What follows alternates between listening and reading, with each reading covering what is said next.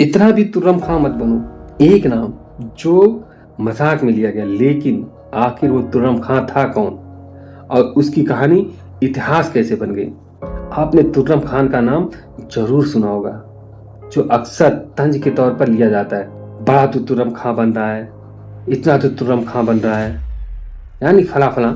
हम में से ज्यादातर लोगों ने उर्दू का ये मशहूर मुहावरा सुना होगा, मगर शायद हम ये नहीं जानते कि तुर्रम खान थे कौन और उनका किरदार आखिर कैसे अमर होकर एक मुहावरे में ढल गया, वह लोक नायक कैसे बन गए। सबसे पहले तो तोहरेबाज नाम पर थोड़ी बात कर ली जाए। तोरा या तोरा पश्तो में तलवार को कहते हैं। इस तरह तोराबाज का मतलब हुआ तलवार चलाने वाला या शमशीर जंग। यही तोराबाज तोरेबाज आगे चलकर तरेबाज खान बना और फिर तरम खान के रूप में ढलकर एक लोक नायक बन गया। यह सब कैसे हुआ और एक गुमनाम सिपाही एक असातिरी किरदार कैसे बन गया, यह कहानी जितनी अजीब है उतनी ही दिलचस्प भी है।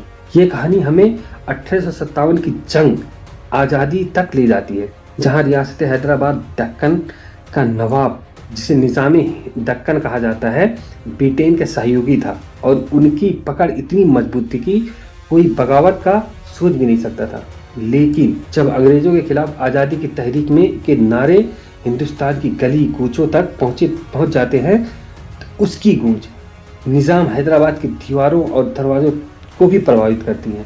यहाँ बेगम बाजार का एक आम सिपाही तोरेबाज खान न सिर्फ बागियों की अगुवाई करता था, बल्कि उसने 6000 प्रदर्शनकारियों के साथ लेकर हैदराबाद में ब्रिटिश रेजिडेंसी पर हमला कर दिया। जब जंगे आजादी की चिंगारियां मेरठ से हैदराबाद पहुंचती हैं, तो हैदराबाद की मस्जिदों, मंदिरों, गुरुद्वारों और चर्चों की दीवारों पर इश्तिहार लग जाते हैं, जिसमें न सिर्फ अंग्रेजों के खिलाफ बगावत के समर्थन में नारे लिखे होते हैं, बल्कि यह मांग भी की जाती है कि निजाम भी इस जंग में शामिल हो।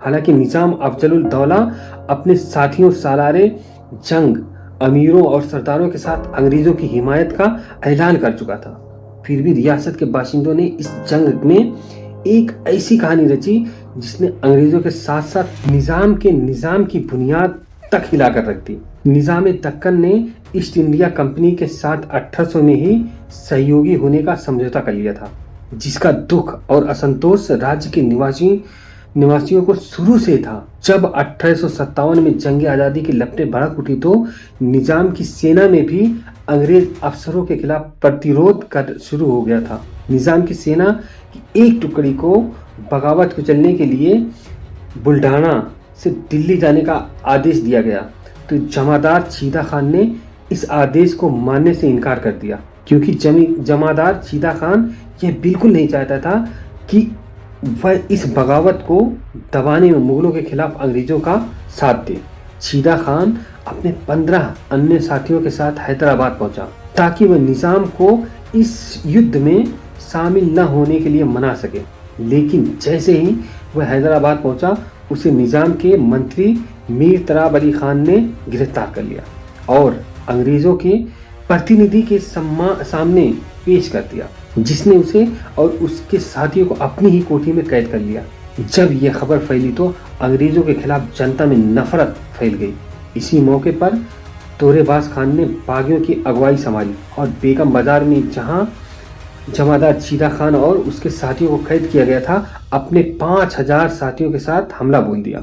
इस अवसर पर मौलवी अलाउद्दीन भी अपने साथियों के साथ तोरेबाज खान के समर्थन में पहुंच गए। लेकिन निजाम के मंत्री मीर तराब अली खान पहले से ही अंग्रेज मेजर कटबर्थ डेविडसन को बागियों के हमले की सूचना दे चुका था, जिसके कारण अंग्रेजों ने जवाबी कार्रवाई की तैयारी कर ली थी। तोरेबाज खान और मौलवी अलाउद्दीन के साथियों ने अंग्रेज रेजिडेंसी की दीवार गिरा दी और दरवाजा तोड़ते हुए अंदर प्रवेश कर गए। अंदर दाखिल होते ही दोनों ओर से लड़ाई शुरू हो गई, लेकिन तरे खान के साथियों के पास हल्के हथियार थे, जो अंग्रेजों के प्रति मद्रास आर्टिलरी के सैनिकों के सामने बेकार साबित हो रहे थे।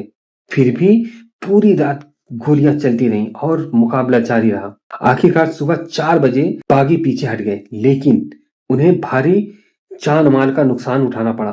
तरेबाज खान इस इरादे से भाग निकला कि वह और बड़ी ताकत के साथ फिर से हमला करेगा।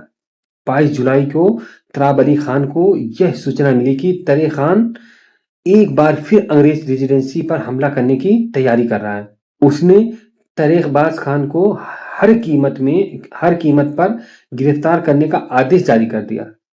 तरेबाज खान भेष बदलकर भूमिगत हो चुका था। दुर्भाग्य से यह हुआ कि तरेबाज खान की एक जन्मजात पहचान की निशानी थी। उसकी आंख के पास एक तिल था, जिसकी वजह से निजाम के खोजियों ने उसे अशूर खाना के पास से जंगलों में ढूंढ निकाला।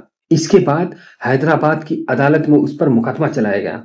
इस दौरान उसे मौलवी अलाउद्दीन और अन्य बागियों के ठिकाने के बारे में पूछा गया और न बताने पर उसे तरह तरह की यातनाएं दी गईं। लेकिन तरेबाज खान ने कोई भी राज उजागर नहीं होने दिया। उसे सजा देकर उम्र भर के लिए अंडमान यानी काला पानी भेजने का आदेश जारी कर दिया गया। लेकिन इससे पहले कि उसे काला पानी भेजा जाता, वह 1857 की जेल से भागने में सफल हो गया। यह खबर मिलते ही अंग्रेज प्रशासन में हड़कंप मच गई।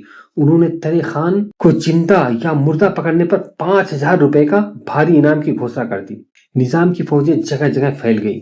24 जनवरी को तोपरान के जंगल में तालुकदार मिर्जा कुर्बान अली बेग के नेतृत्व में एक सैन्य दस्ते ने तरेबाज खान को खोज निकाला और मार डाला। उसकी लाश को शहर लाया गया और अंग्रेज रेसिडेंसी के सामने निर्वस्त्र करके एक पेड़ से लटका दिया गया। इस प्रकार बेगम बाजार के सितम खान के पुत्र तरेबाज खान की कहानी का अंत हो गया। लेकिन वह अपने पीछे साहस और बहादुरी की एक ऐसी मिसाल छोड़ गया जो आज भी मुहावरे के रूप में इतिहास के पन्नों में जीवित है।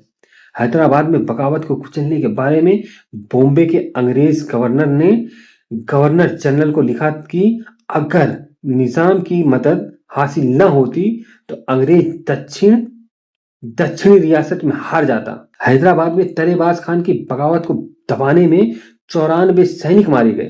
तरेबाज खान को मारने पर तालुकदार मिर्जा कुर्बान अली को 5,000 रुपए का इनाम दिया गया और उसकी तनख्वाह में 200 रुपए की बढ़ोतरी कर दी गई।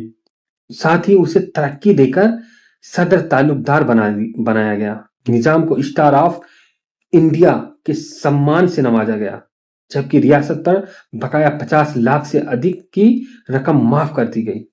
निजाम को अपना सिक्का जारी करने का अधिकार दिया गया। मीर तराब अली को सालारे जंग की उपाधि से सम्मानित किया गया।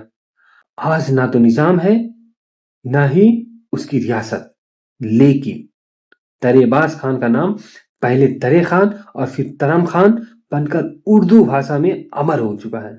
हैदराबाद में जहां कभी अंग्रेजों की रेजिडेंसी हुआ करती थी, ठीक उसी स्थान पर तरेबाज खान और अन्य स्वतंत्रता सेनानियों की स्मारक भी मौजूद है।